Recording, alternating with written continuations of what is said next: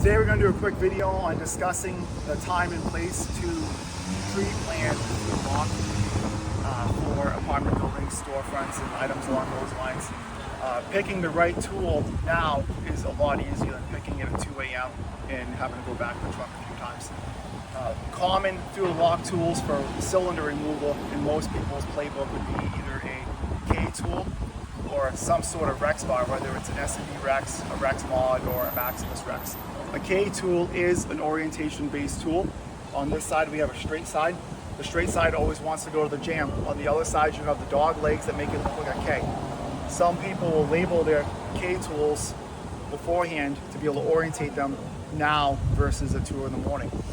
A K tool needs 3/4 of an inch or more gap between the cylinder and the door frame to be able to have enough room for that tool to slide down, over, and bite, and then remove the cylinder.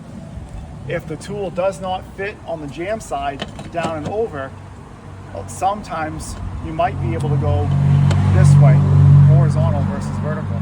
For the most part, you won't. You need, again, a 3/4 up to an inch of pass on the other side for this cylinder to be able to grab. As you can see here, I'm pulling it and it's not even touching the cylinder. Whereas if you have a Rex style tool, this is an S&D Rex, you could have a Maximus Rex, or you could have a Buster Rex, or a Rex Mod. This tool does not have sufficient room to come in from the top, but we can orientate it 90 degrees to the side and it will bite. Any Rex style tool typically will be able to bite the cylinder enough to remove it inside the cylinder's diameter. Whereas a K tool needs around an inch down to 3/4 of an inch of space beyond it to properly be able to grab. On a hard Adams right cylinder like this, a K tool will bite it in under 3/4 of an inch.